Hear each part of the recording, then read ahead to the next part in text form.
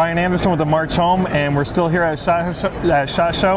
I'm joined with Mark Patterson. Mark was a Marine reservist. You can tell by the jar still on his head. And then he became a Green Beret in the National Guard. Yep. So I ran into Mark last night, and we started kind of having a conversation. Mark was in a documentary that was filmed in the early portions of the Iraq War. And it was called Reserved to Fight. Yep, that's right. Can you tell us a little bit about that? So I belong to the Fox Company, 2nd Battalion, 23rd Marines. It was the first reserve infantry battalion in the Marine Corps that deployed to Iraq. And we were the first reserve infantry unit to see combat after 9/11, and the first to redeploy home. Did you, when you were in the reserves, were you enlisted? Were you an officer? I was enlisted, yeah. Okay, and what was your MO? What was your job? I was in 0311, or like 11 Bravo for the Army. Same thing as a SAW gunner. Okay. Yeah. And so you deployed to Iraq. What was that? First of all, do you remember what that experience was like when you got orders and you were heading to Iraq? Well, yeah, it's funny because I actually, I really was never in the reserves. I went to boot camp. And then we were activated almost immediately after 9/11. Oh, wow. And I spent that whole time on active duty at Camp Pendleton. Were you in boot camp when 9/11 took place? I was in the School of Infantry. I was in my MOS school when 9/11 came. In fact, we didn't even believe it was real because the night before, our instructors had played a prank on us. They do that, like, they try to trick the students into thinking they're going to war. So they did that to us on September 10th. And so when the news came on September 11th, we did not believe them. We were out in the field, so they had to pull us in like the next day to show we saw the news until we finally knew it was real. So wow. Yeah, it was pretty surreal. So you go from that, and then you're automatically deploying. Yep. What? I mean, I can't imagine what the emotions were like going on through not just yourself, but all the guys you're around. Yeah, it was a surreal experience. Probably even more so because our unit was a reserve unit. Nobody'd seen combat. Yeah. The closest anybody'd seen to combat were some guys that had been to Somalia. Yeah. And so, yeah, we were there for the whole invasion. We were under 1st Marines, so, General Mattis was my commander, and saw him give a couple General Mattis himself. Yeah, expletive-laden speeches, and it was great. It was really motivating.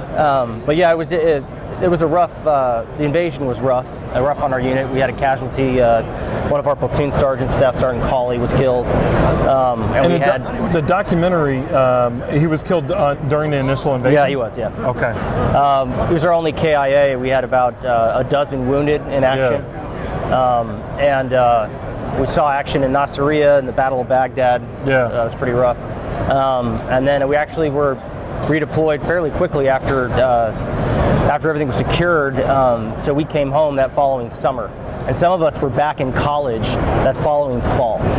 So you got back in the summer, you were back in college. You're one that went back to college. Mm-hmm. Yeah.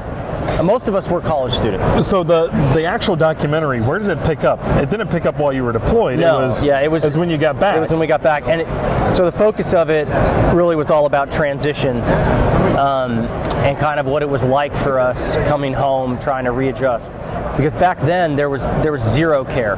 I mean, zero. I think out processing was like a week. The VA didn't know what to do. We had no mental health care, no screening, no nothing, no TBI. No yellow, and you were in the reserve. There was no yellow ribbon program. Nothing. There was nothing to integrate you back. Absolutely. In fact, we didn't even have a post 9/11 GI Bill back then.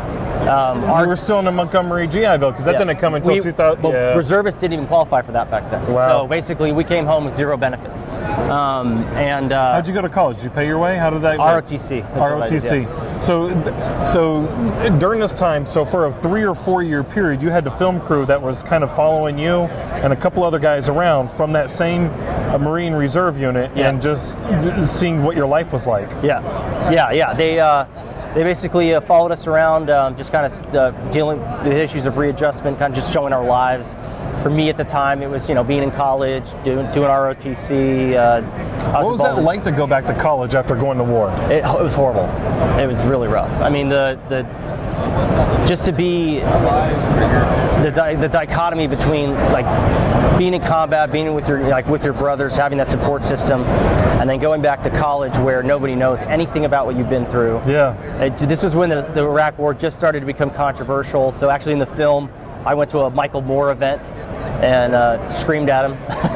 Did you really? Yeah. Michael Moore deserves to be screamed Yeah, he at does. sometimes. Yeah, he absolutely does. So I got No, to, my favorite South Park, one of my favorite South Park commercials is featuring Michael Moore. Yeah. Just throwing that out there. Yeah, because like that kind of hung over me anyway at the time, and so it's I like the film, and I got feedback from other veterans because I felt like we really put ourselves out there, which was not easy, and I don't really tell a lot of people that I was in it, to be honest with you, because it's hard to show that part of your life, But It's the vulnerability. Yeah. But there's power in vulnerability as well. Yeah. So it's called Reserved to Fight. Yeah.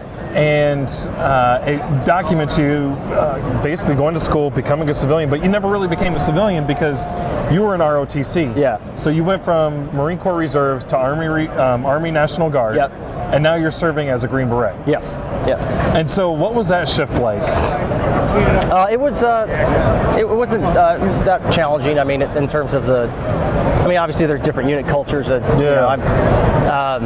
probably am more suited for the SF culture than I ever was for the Marine Corps. Yeah. Yeah, I was a good Marine in grunt, but I wasn't a good Marine in garrison. So, It's so funny, and there's a lot of warriors who deal with this. They're amazing when it comes to going to war and doing their jobs, but when they come home and they're in garrison, they just it's tough. It's an environment that they're not used to. So you do this on a regular basis though, because you're National Guard.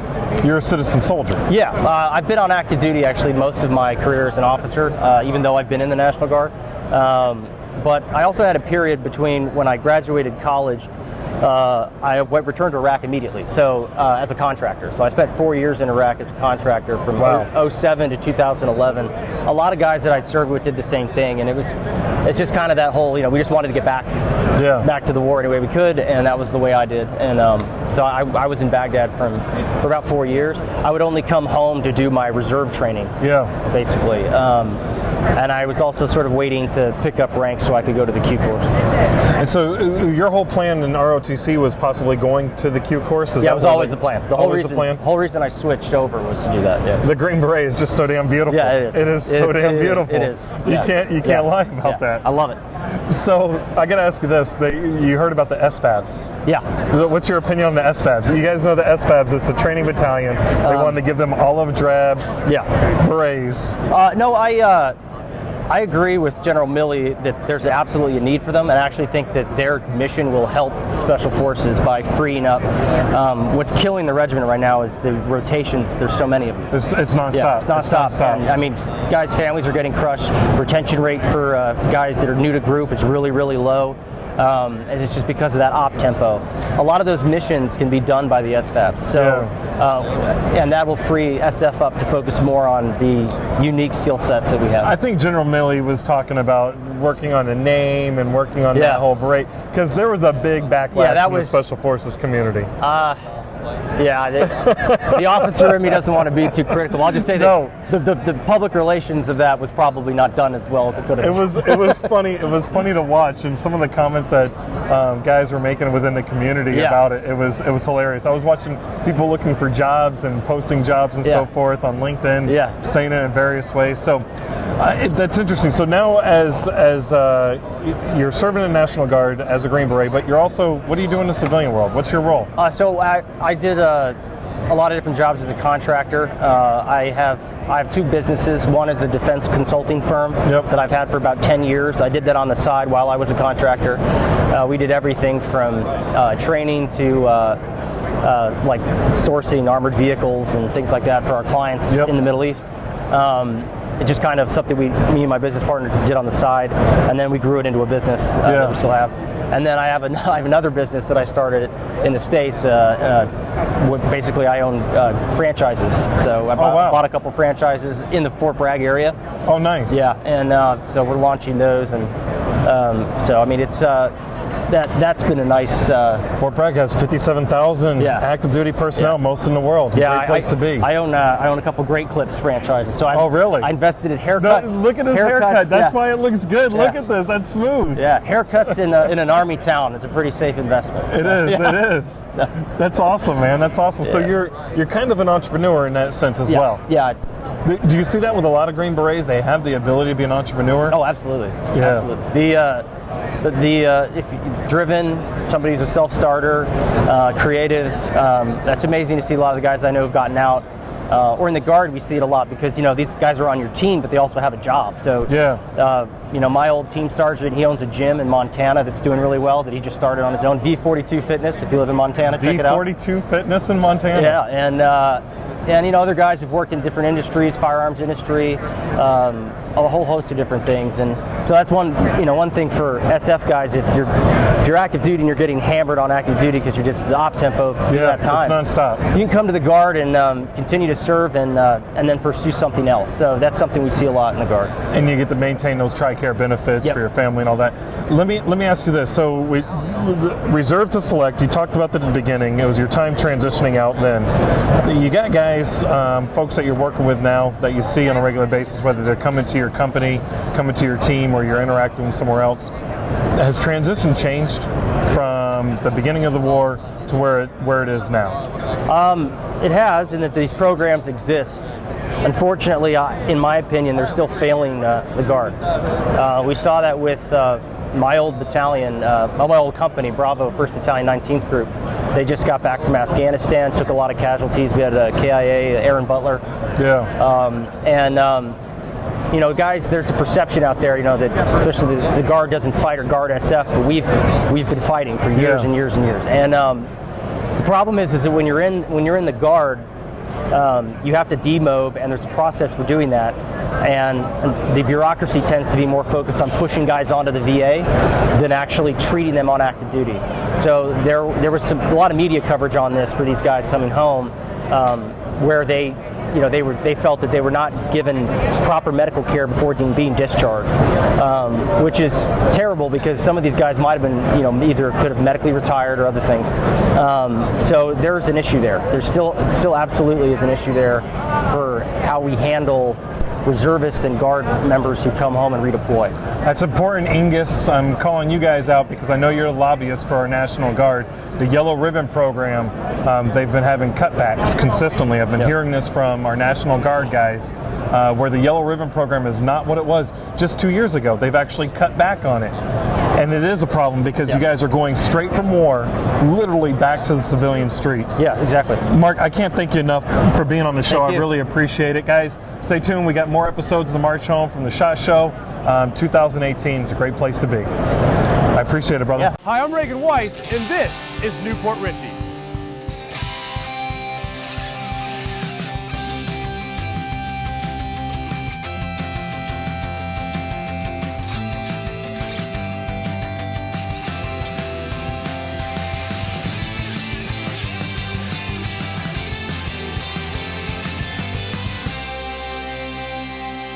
The city of Newport Richey is on the up.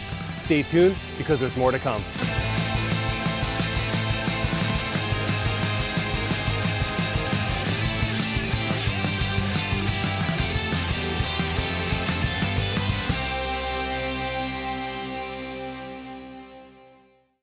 I'm JDRF. I am JDRF. I'm JDRF because... I am JDRF. Because... Type 1 diabetes is hard. I am JDRF because I advocate. Because I am helping research progress. Because I am part of a community of hope. Because I believe we can find a cure. I'm JDRF because I'm gonna beat this. Type 1 diabetes won't hold me back. We are JDRF. We are JDRF because we do big things. We are JDRF because they're the ones at the front lines doing what we need. Every morning when I wake up, I am JDRF. I am JDRF because I want an artificial pancreas. Because I am the mother of a type 1. Because I am a fighter. Because I believe in them. Because I want my kids to say they used to have diabetes. Because I want to help others. Because I believe we're all working together. Because together we can build a community. Helping to just raise awareness for type 1 diabetes. I am JDRF because I want to see a world where type 1 becomes type 9 diabetes. I am JDRF because I want a cure.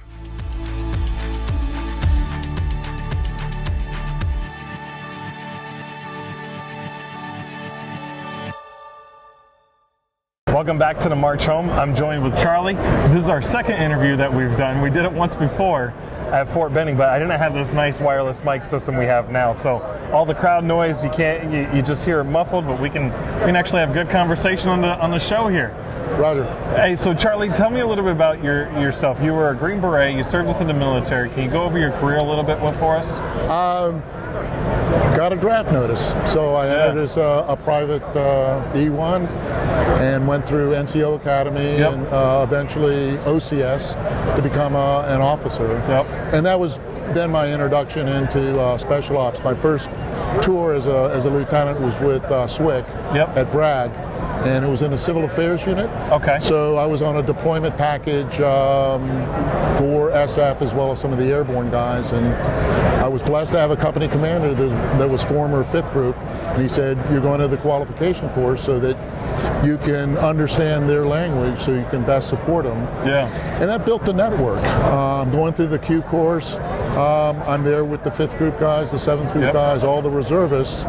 And so I became a known person that was asked for by name when any civil affairs requirements came up.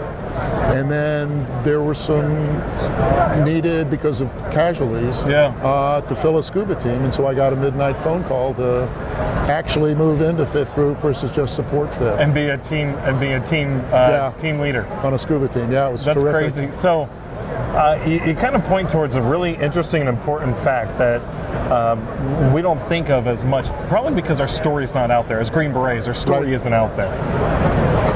But the civil affairs portion of our job, can you talk about the importance of our quiet professionals and what they do when it comes to civil affairs in the various places we go to, and what you saw from your career? Well, certainly it's area focused, and so it's all about their religion, their society, and what makes them and what they think about us, as well as the interrelationship that people or nations have in common or differing different cultures, and so that's why it's important.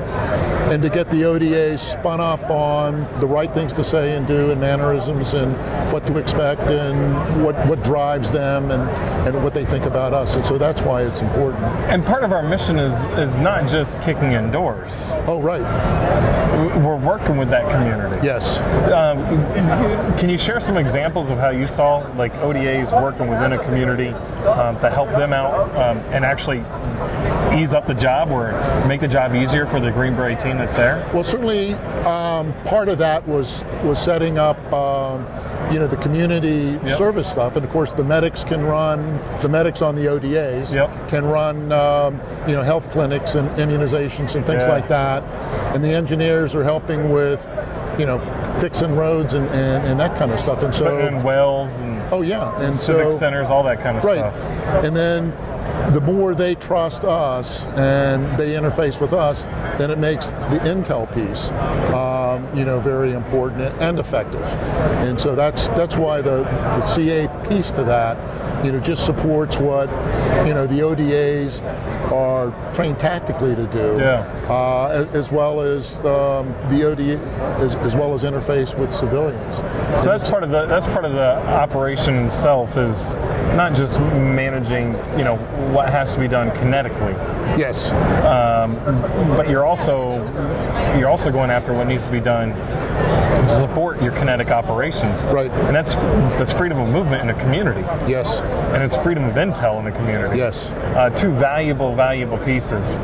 So when did you leave the military? I left in October of '90. I did 20 plus years. 20 plus years. And what helped me transition was that even in SF, we were using non-standard equipment. So there was an interfacing, with industry for like new equipment training that's not military standard. So unbeknownst to me at the time, I'm starting to get exposed. You were becoming like a subject matter expert. Well, I didn't know it then.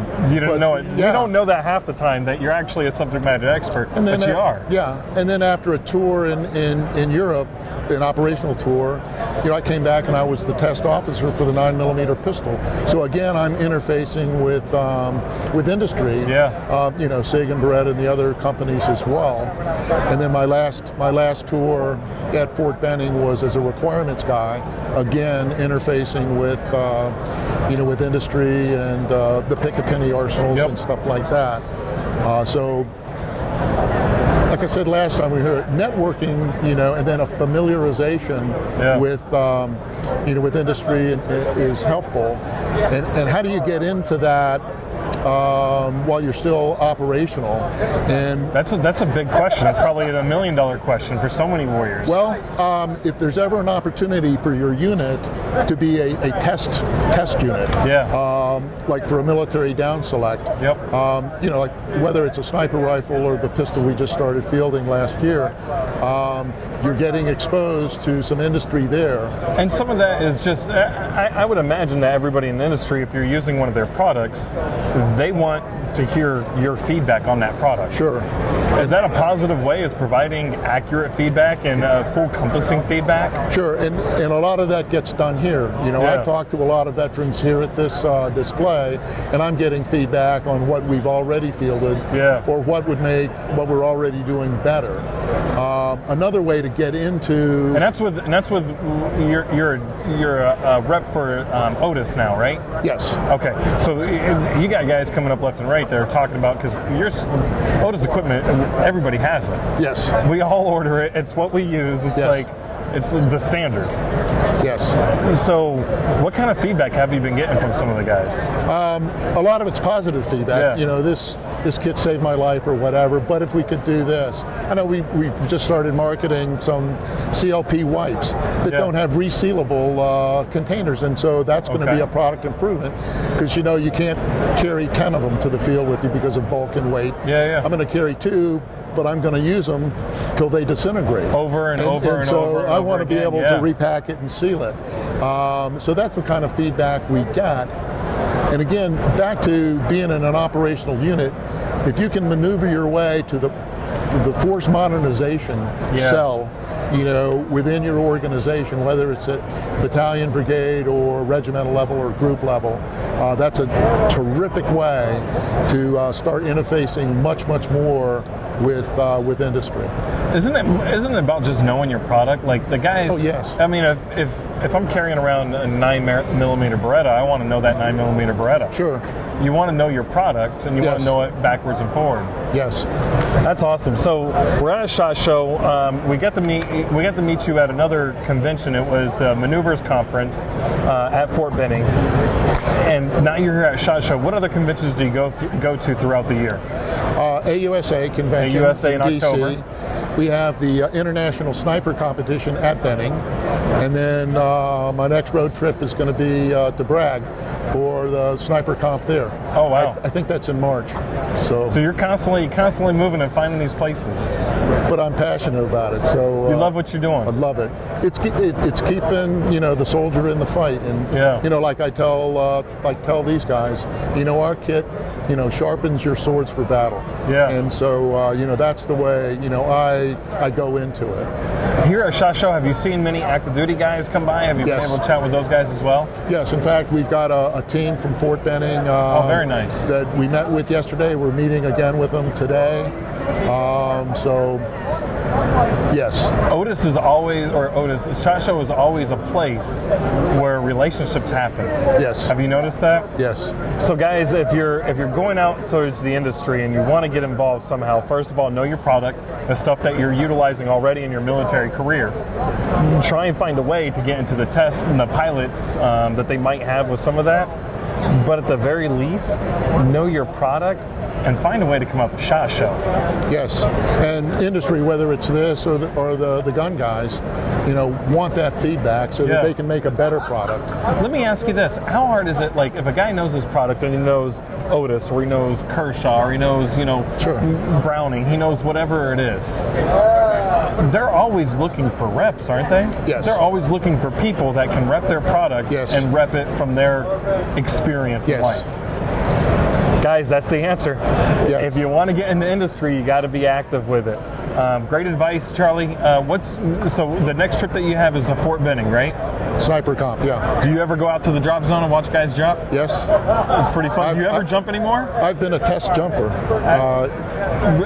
Sort of like a test pilot, but you're test jumping at Fort Bragg. Yes. So I did the same thing. And here at Benning. I did it. What was it? The XD. They call them X, right, for experimental. Yes. When they were coming out with the new ones that had the toggles. Yes. Back in, I would say it was 2006, 2007 time. 2007 is when it was. We were testing those. Now it's a chute that's all over the place. Yep. It's scary when you're jumping out of an airplane you're a part of a test group on. Experimental kit, right? Yeah. Yeah. And we got the reports back from Alaska that in the cold there, a couple of because they had the 3-hoop system. Yep. They came undone midair. And the guys were able to pull their reserves, they were able to land safely, but still they had a malfunction mid-air instead of cold weather. And the day that we were jumping, it was kind of a cold day outside. Made it even scarier. Yep. Test jumping, what you do in the military. Guys, thank you for tuning in to the March Home. We're out here at SHOT Show. We got more episodes coming from SHOT Show. Thank you, Charlie, for being on the show. I really appreciate it, sir. Amen. Thank you. Thank you.